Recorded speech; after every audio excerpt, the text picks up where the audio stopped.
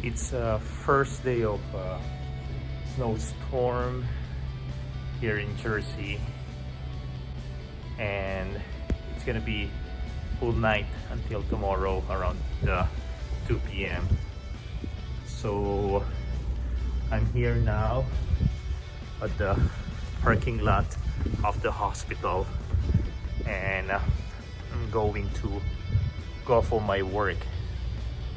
Mag-start ako mag-work at 6 p.m. So I came early para hindi ma-traffic from snow, and you need to drive slowly.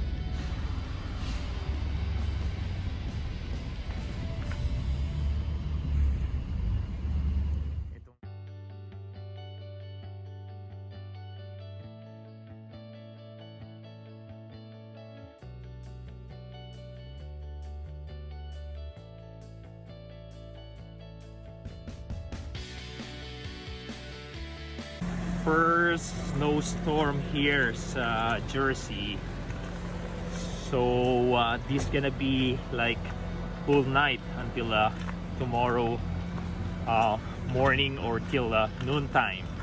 So ang sabi nila, it's gonna be like 12 to 18 inches of snow.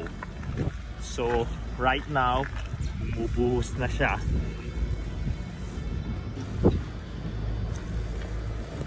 I'm working tonight, so I came in early kasi pag snow you need to drive at least 10 miles per hour.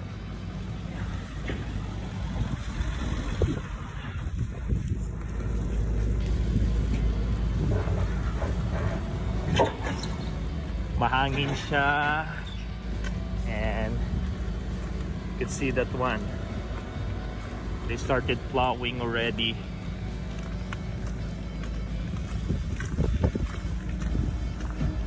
Sobrang lamig.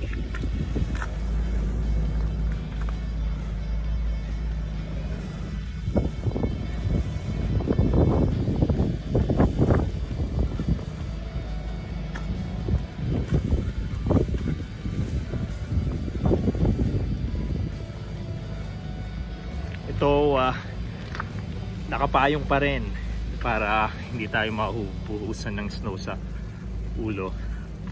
Napakalamig.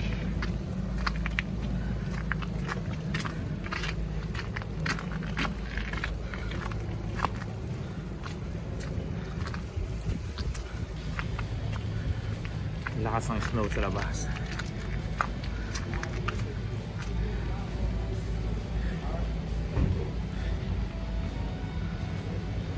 So, I'm going to work now, guys. So, dito na ako sa loob ng hospital, and I'll be going sa library for a while habang inaantay ko yung time. I usually come in early.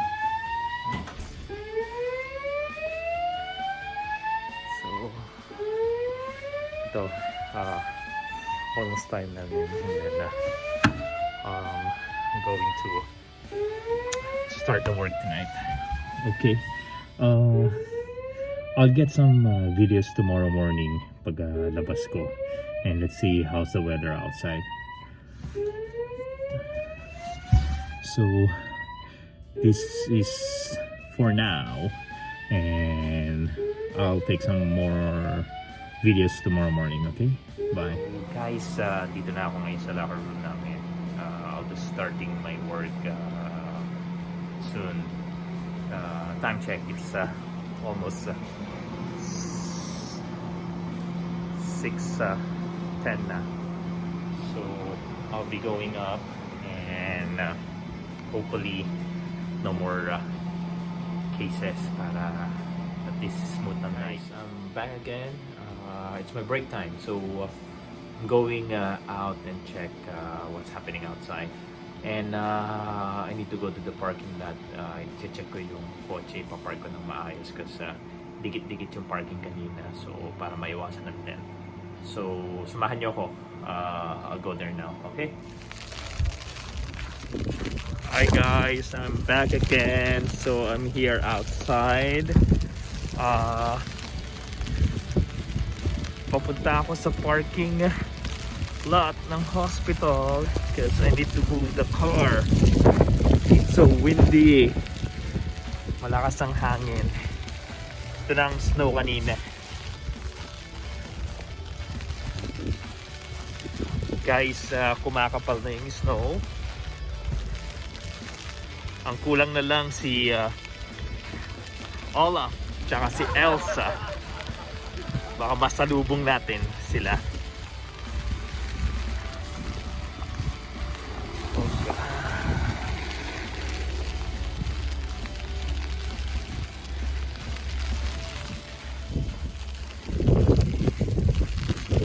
Nalinis-linis na nila yung road.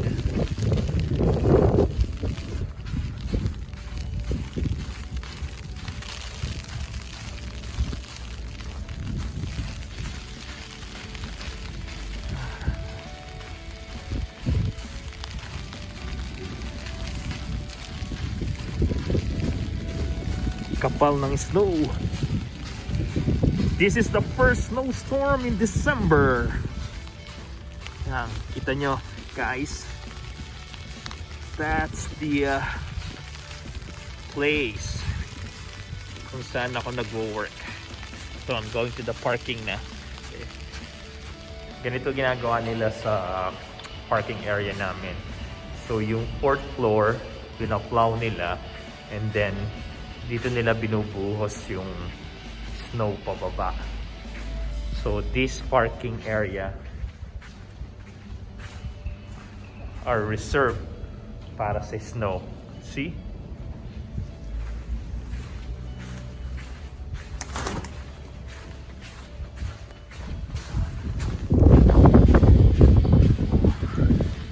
We're gonna go back na.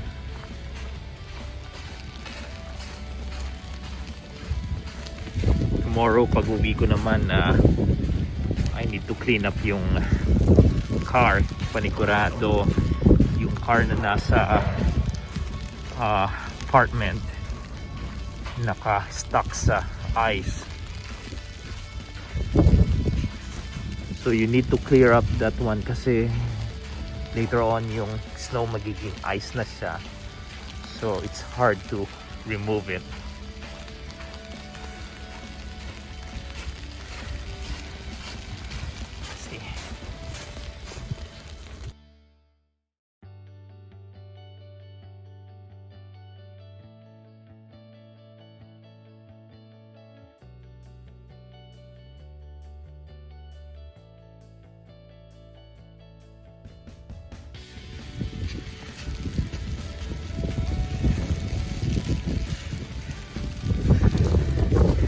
Guys, malakas yung hangin.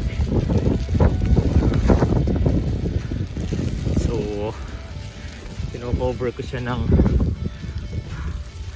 umbrella kasi tumatama sa mukha yung hangin, and malamig siya.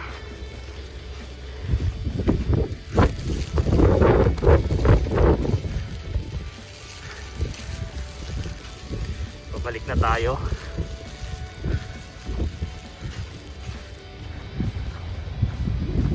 Good morning guys. I just came out from work. I stayed at least 3 hours. At least nakatulong tayo and nagawa yung dapat gawin this morning sa department ko. So now I'm going to the parking lot para ma-warm up na yung car and makauwi na rin. Ito yung top ng parking lot where I work, and mostly wala nang nakapark kasi punong-puno ng snow last night, so they plow it. Usually dinadump nila yung snow over there and then throwing it down sa first floor. So I'm heading to the parking lot. Maginaw pa siya, and pasok pa ulit mamaya. Mahangin pa siya.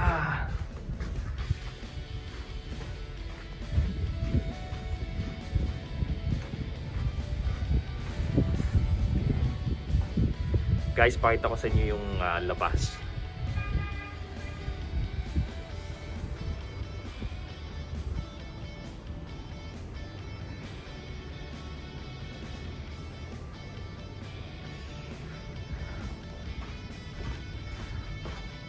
Hopefully, ito lang sana yung snowstorm na we have. Okay, dito na ako sa parking. I'll see you guys again.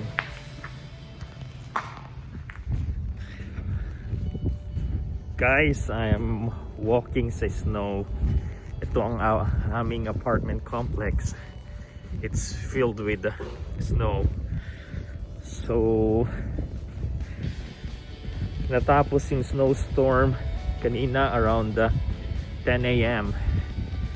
And I think it's almost 12 inches yung taas ng snow dito sa complex namin. So, nagpark ako sa malayo, banda doon. Kasi wala akong makuhang spot na malapit sa apartment namin. So, napakalamig. And I'm still gonna work tonight at 6 p.m.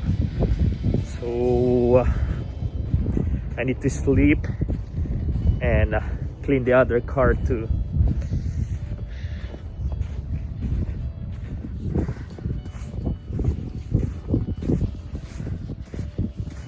Grabe yung taas ng snow dito sa complex.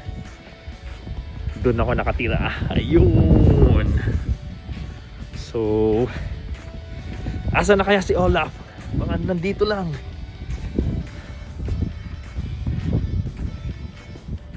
Bali, hanapin natin si Olaf mamaya. Yan, lapit na ako sa apartment complex. And later, I need to shovel yung car.